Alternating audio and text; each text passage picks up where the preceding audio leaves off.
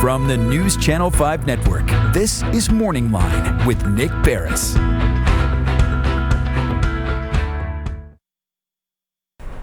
Good morning, everyone. Thanks for joining us on MorningLine. Nick Barris here with you on a Wednesday.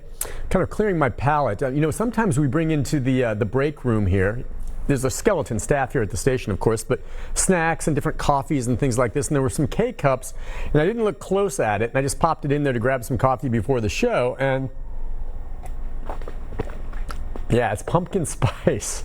Pumpkin spice coffee. Not quite like what you get at Starbucks. I like pumpkin spice. Some people are kind of took me by surprise, though. I like it black, just straight coffee.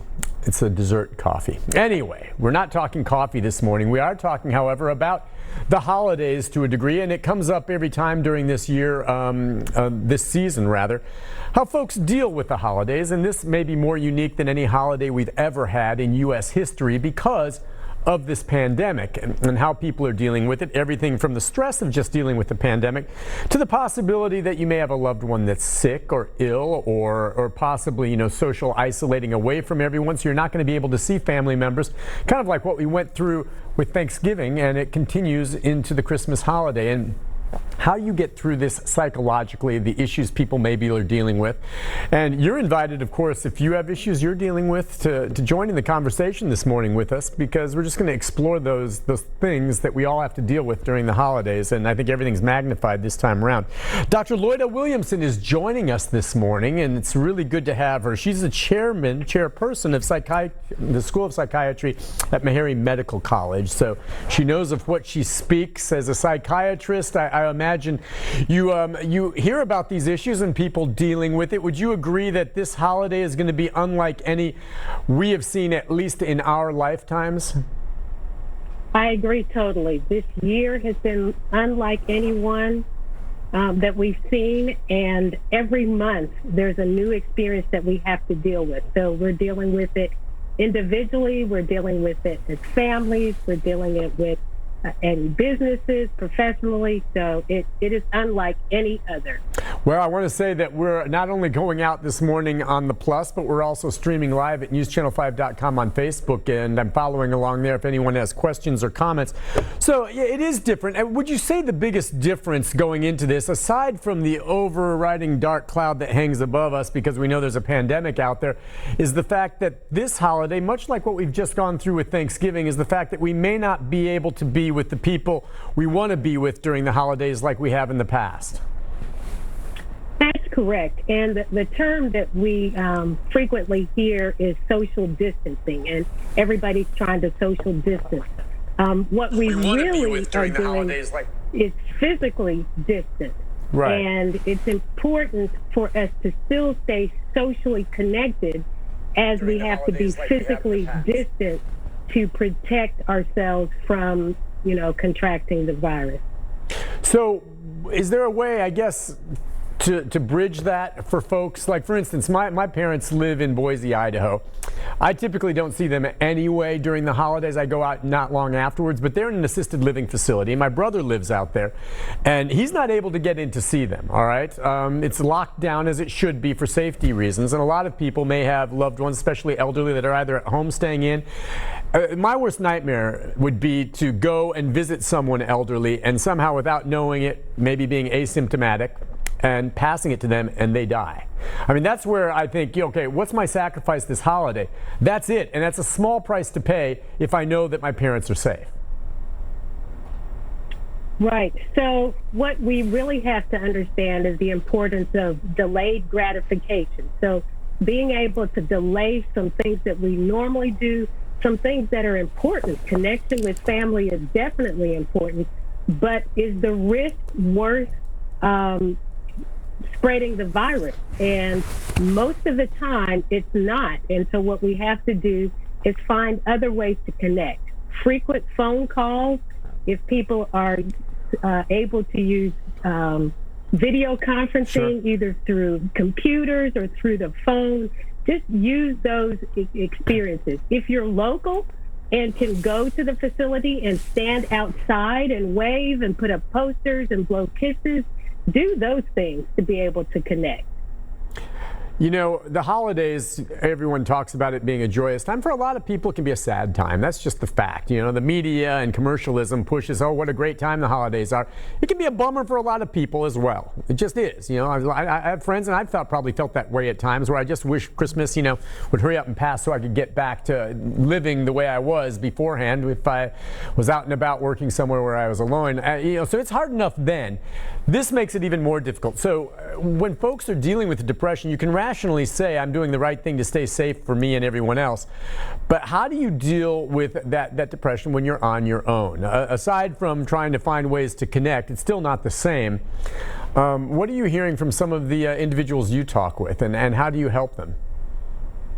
Absolutely. So I think one of the things is to recognize that depression can be experienced in different ways. People can be sad, people can be tearful, you can have changes in your appetite, either increasing your intake of food or decreasing, changes in your sleep, either increasing it or decreasing sleep. You could be more irritable or agitated, kind of arguing, road rage kind of thing. And then, of course, you can have more concerning thoughts, like thoughts of harm to yourself or other people. So if you notice those things, it's really important to do self-care. So make sure you get a regular schedule in terms of sleeping and eating, your regular routine or activities, making sure that you're eating regular meals, wholesome meals, not just junk food and snack food. So fruits and vegetables, not abundance of snacks and carbs. Drinking plenty of water is also important. Just remembering to stay hydrated, because a lot of times when we think we're hungry, we're actually dehydrated and not drinking enough water. And then physical activity. Just a few minutes of physical activity every day can be so invigorating and energizing. Yeah. They do recommend 30 minutes a day, but if you don't have 30 minutes in one chunk, break it up and do 10 minutes 3 times a day. If you're working at home, walk around inside your house or walk around back and forth up your driveway or in your apartment or condo complex. If you're working in a building, if you're working as a frontline worker, as a teacher, take some breaks and walk up and down the hallway. But the best thing is if you can get outside and get some fresh air and sunshine. That actual vitamin D from the sunshine is actually very restorative and helpful for depression in conjunction with the exercise. So studies have shown that mild exercise and physical activity, I don't want to just say exercise, physical activity, raising your heart rate is definitely helpful for depressed mood. Yeah, it's interesting how you just have to get... Have a positive attitude. Well, Stay positive. Think about things. Yeah, but that's way easier said than done. You know, I'll just have a positive attitude. Yeah, well, okay, I'll just shift gears. You know you can't do that. You feel lousy before you go out and do what you just said, and you're exactly right. If you do throw yourself out there, even when you know you're going to dread it, before you know it, I think it kicks in, and you're correct. Getting out and about helps. You know, like I was telling you, there have been times in my career, it's nomadic in the media business, where I've been places where I've been working, and come the holidays, I had to work, and I was pretty much alone. I had some friends, but I was alone. And what I found helped me the most was volunteering, whether it's at some kind of food shelter or a mission or something like that, volunteering, giving. The difference this time around for people that do that, and this year for me as well, is you know, the ability to go out and do that's not the same because of the pandemic, and you have to social separate. So you have to find some other way to do it. That's true. That's true. And I do want to say something about a positive attitude, because that really has to be intentional. So you have to think about training your brain. In order to do that, you've got to stop and pause and reflect and see, what am I doing during my day that may be adding to the negativity? Sometimes some people that we spend time with, it could be family members or friends, drain on our positive attitude because they're always talking negative or frequently. Or sometimes there's just too much time in the media. There's a lot of negative news. Yeah. We don't have to hear all these stories repeated throughout the day. So set some limits on that. And then as much as we choose to think about negative things, we can choose to think about positive things. So as difficult as things may be, there is a bright side. So yes, you may have some difficulty in terms of not being able to go to work like you want or go to school, but that also gives you some opportunity to do some other things. Cook more at home, learn how to do recipes, pick up a new hobby, drawing, art. So think about some things that we can do, but you have to be intentional. It's not just going to happen automatically. No, you're exactly right. I see Misty here on Facebook saying this year's especially hard for people not able to see their families. I'm with her on this, but I like what you said about cooking. Now, I've had some culinary disasters, but that's what I'll do. I'll jump in and I'll experiment and I'll make these cookies and then I'll put them together, and I've sent care packages to my folks in their assisted living facility, and they get a kick out of it. I don't know if they like my cookies, but they say they do. Let's take a quick Let's take a quick phone call. Maybe it's the thought that counts, right? I think you're right. Let's take one call before we go to the break, and then we'll come back and take some more. But Sheila, good morning, Sheila. Morning. Happy holidays to you. Happy to you as well. What's on your mind? You know, I'll be 59 years old Christmas Eve. Wow. Yes, you were born on Christmas Eve. Yeah, I was born December the 24th, 1961 in Delton, Galaxy. Well, happy birthday ahead of time. How you been doing?